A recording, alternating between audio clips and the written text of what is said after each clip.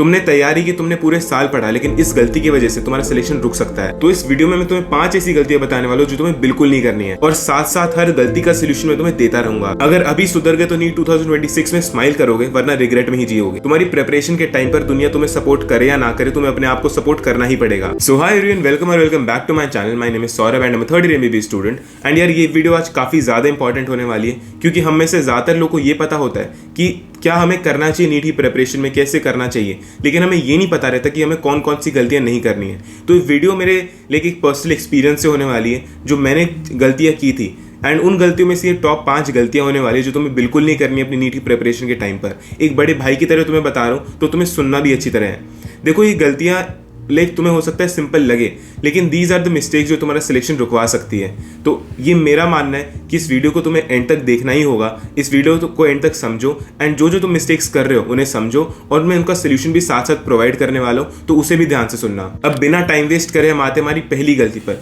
वो है कि हम एनसीईआरटी को एक स्टोरी बुक की तरह पढ़ते हैं। हम में से ज्यादातर लोग क्या करते हैं कि एनसीईआरटी को सामने रखते हैं और पेज बाय पेज पलटते जाते हैं। हम ये नहीं देखते उसमें से क्या इंपॉर्टेंट है, क्या इंपॉर्टेंट नहीं है। हमारे लिए सारे वर्ड्स, सारे सेंटेंसेस, सारे चैप्टर्स एक समान होते हैं। हमें लगता है एनसीईआरटी को एक बुक की तरह पढ़ना ही तो है, बार बार उसे बस पलटो, देखते जाओ एंड बस उसकी लाइंस रीड करते जाओ।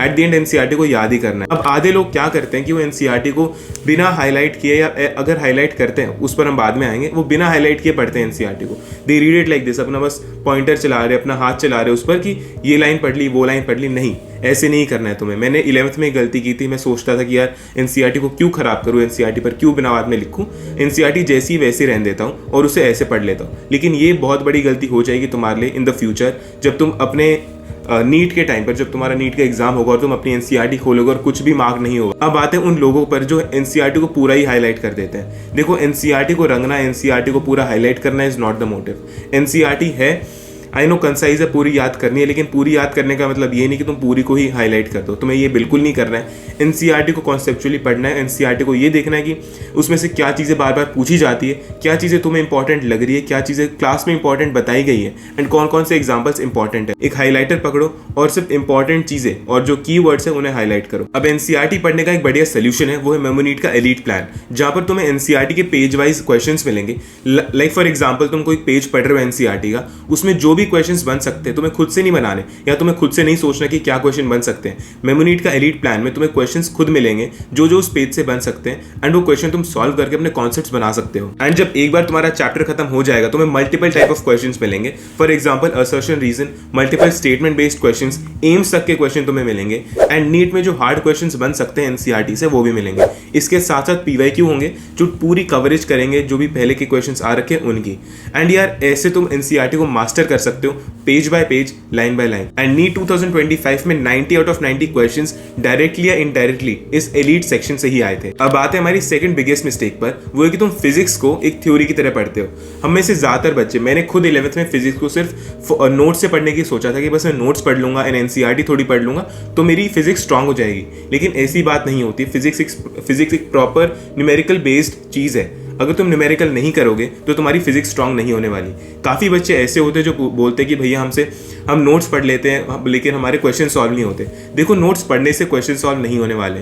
जब तक तुम फॉर्मूला याद नहीं करोगे, जब तक तुम ये नहीं देखोगे फॉर्मूला कहाँ अप्लाई होते हैं। फॉर्मूला में जो चीज़ लिखी हुई है, F=ma, फॉर एग्जाम्पल, सबसे सिंपल फॉर्मूला ले लेते हैं। अगर किसी इंसान को ये तो पता है F=ma, लेकिन F किसके लिए स्टैंड करता है, M किसके लिए स्टैंड करता है, A किसके लिए स्टैंड करता है, तब तक वो क्वेश्चन को सॉल्व नहीं कर पाएगा। तो फॉर्मूला याद करना एक अच्छी बात है, लेकिन मोस्ट इंपॉर्टेंट चीज़ है। लेकिन जब तक तुम्हें ये नहीं पता होगा कि फॉर्मूला में क्या चीज़ क्या स्टैंड करती है, तो तुम नहीं कर पाओगे। एंड ऑल्सो एक चीज़ तुम्हें ध्यान में रखनी है कि स्टेप वाइज पैटर्न पे चलना है। तुम्हें ईजी, मीडियम, हार्ड क्वेश्चंस पर जाना है। ये नहीं कि तुमने नोट्स पढ़ लिए सीधा हार्ड क्वेश्चन पे चले गए, तुम डीमोटिवेट होकर ही वापस आने वाले हो। इस चीज़ का तुम्हें ध्यान रखना है। अब फिजिक्स को मास्टर करने में तुम्हारी हेल्प करेगा मेमोनीट का एलीट प्लान। देखो, इसमें क्या होने वाला है, इसमें तुम्हें फॉर्मुला बेस्ड क्वेश्चंस मिलेंगे जिससे तुम फॉर्मुलाज को अप्लाई करना सीख जाओगे। सेकंड होने वाले हमारे कॉन्सेप्ट बिल्डिंग क्वेश्चंस, जो तुम्हारे कॉन्सेप्ट को बिल्ड करेंगे। उसमें वेरियस फॉर्मुलाज लिंक करवाए जाएंगे जिससे तुम्हारी रियल थिंकिंग डेवलप होगी।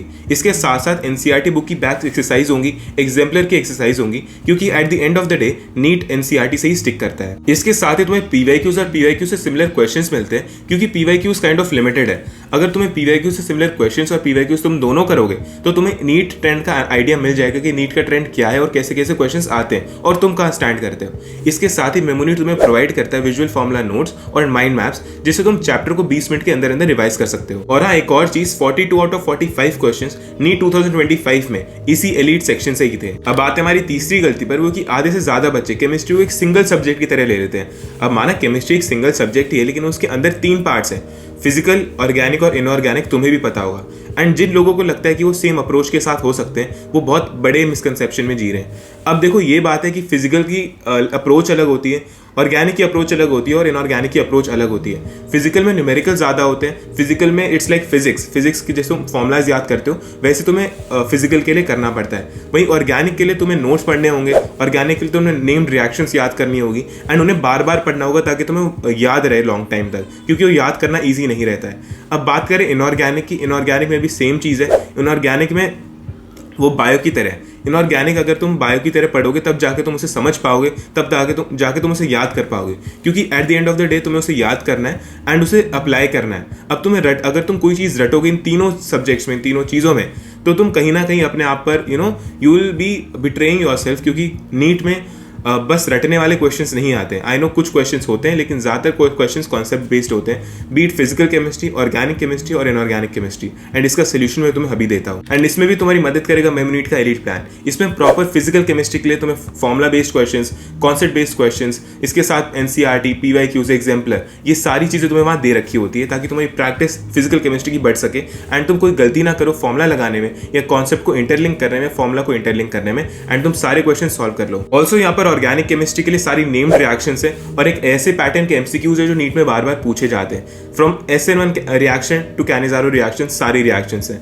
अब बात करें इनऑर्गेनिक केमिस्ट्री की, इसको तुम्हें बायो की तरह ट्रीट करना है एंड यहाँ पर तुम्हें वैसे ही तुम्हें चीज़ें बताई जाती हैं, वैसे ही तुम्हें प्रैक्टिस करवाई जाती है। इसमें you will get proper factual MCQs, you will get proper assertion reason MCQs, multiple choice MCQs और जेईई मेन लेवल की मेमोरी बूस्टर्स भी हैं यहाँ पर। और 41 आउट ऑफ 45 क्वेश्चंस केमिस्ट्री के डायरेक्टली और इनडायरेक्टली एलीट प्लान से ही आए थे। अब आते हैं हमारी फोर्थ मिस्टेक पर और सेकंड लास्ट मिस्टेक पर, वो है कि टेस्ट ना देना। और उससे बड़ी गलती है कि टेस्ट को एनालाइज ना करना या टेस्ट से ना सीखना।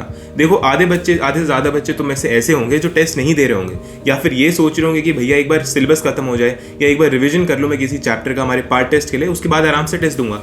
लेकिन यार ऑनेस्टली टेलिंग, तुम्हारे फिर 2 बैकलॉग्स बनेंगे। एक तो चैप्टर का बैकलॉग बनेगा और दूसरा बैकलॉग बनेगा तुम्हारे टेस्ट का, और ये दोनों बैकलॉग्स खत्म करना बहुत हार्ड है। I am telling you from a personal experience. 11th class में I face this and 12th class में मैंने उसको ठीक किया था, मैंने उसको रेक्टिफाई किया था।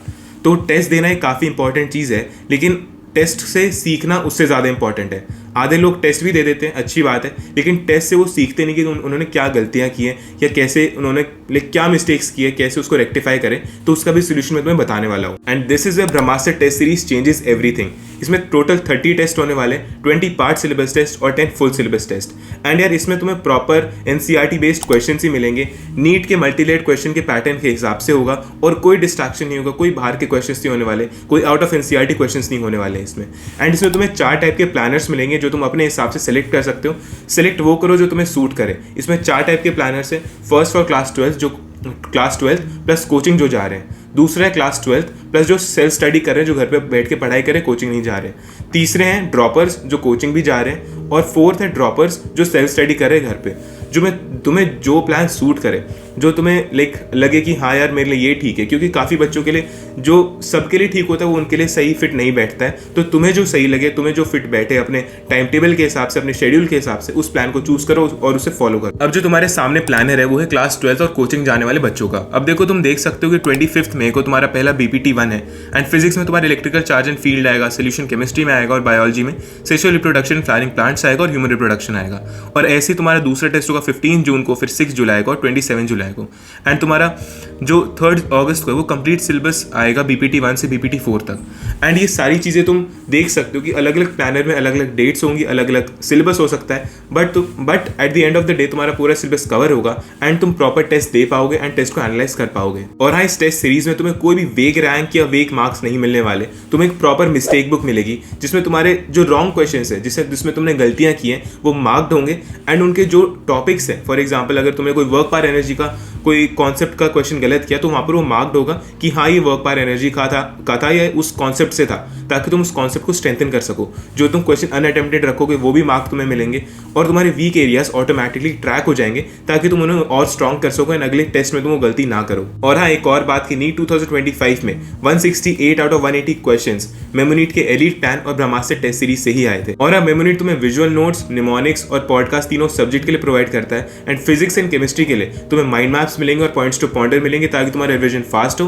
पीवाईक्यू मार्क्ड एनसीईआरटी मिलेगी तुम्हें एंड इसके साथ ही कस्टमाइज्ड टेस्ट सीरीज होगी। एंड ये सारी चीजें तुम्हें मेमोनीट की एलीट 10 और ब्रह्मास्त्र टेस्ट सीरीज में मिल जाएगी, जो भी 67% ऑफ पर चल रहा है बकरीद सेल पर, जो अभी तक का सबसे लोएस्ट प्राइस है। एंड तुम्हें सारे प्लान्स पर 70% ऑफ तक मिल सकता है अगर तुम बकरीद 26 का कूपन कोड यूज करो। तो अभी जाकर प्लान चेकआउट करो एंड परचेज करो, लिंक डिस्क्रिप्शन में दे रखा है। अब बात है हमारी लास्ट और सबसे इंपॉर्टेंट मिस्टेक पर, वो है कि अपने आप पर भरोसा ना रखना।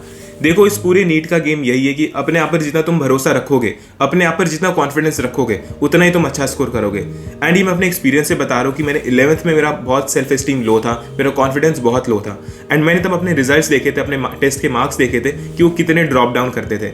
बट द सेम थिंग कि फॉर एग्जाम्पल तुम्हारी तैयारी इतनी हो भी ना, लेकिन अपने आप पर पूरा कॉन्फिडेंस रखो कि मैं जो कर रहा हूँ वो ठीक कर रहा हूँ। ऑब्वियसली सेल्फ एरोगेंस में नहीं आना तुम्हें, लेकिन तुम्हें अपने आप पर भरोसा रखना है, सेल्फ कॉन्फिडेंस होना चाहिए कि मैं जो कर रहा हूँ वो ठीक है and I have to work myself harder, मुझे और ज़्यादा हार्ड वर्क करना है। कोई अगर बच्चा मेरे से ज़्यादा मार्क्स लेके आ रहा है तो डीमोटिवेट नहीं होना उस चीज़ से, उस चीज़ को एक मोटिवेशन की तरह लेना है कि अगर वो सेम बच्चा मेरी क्लास में होकर सेम टीचर से पढ़ के एंड सेम चीज़ें करके मेरे से ज़्यादा नंबर लेके आ रहा है तो वो क्यों लेके आ रहा है और मैं ज़्यादा नंबर क्यों नहीं लेके आ पा रहा।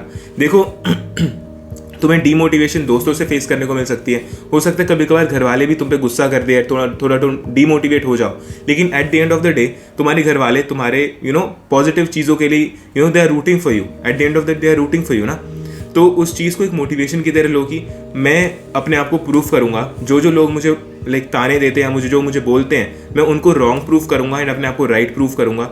ये हसल करनी है तुम्हें, ये तुम्हें अपने आप पर एक्स्ट्रा एफर्ट डालना पड़ेगा एंड यही होगा eight the end of the day. तुम अपना सिलेक्शन लेके आओगे, उस हॉल से निकलोगे एंड अपने घर वालों को बताओगे कि हाँ मेरा सिलेक्शन हो जाएगा एंड मैं गवर्नमेंट मेडिकल कॉलेज में जा रहा हूँ and I have proved my self, I have made you proud. तो तुम्हें इस चीज़ को ध्यान में रखना है व्हेनेवर यू स्टडी, इस चीज़ को हमेशा ध्यान में रखो एंड डिमोटिवेट मत होना। बाकी तुम्हारे कोई भी डाउट्स या क्वेरीज है तो कमेंट बॉक्स में लिख दो या मुझे इंस्टाग्राम पे मैसेज कर दो, मैं जल्दी रिप्लाई करने की कोशिश करूंगा। तो keep hustling and keep studying. Good bye.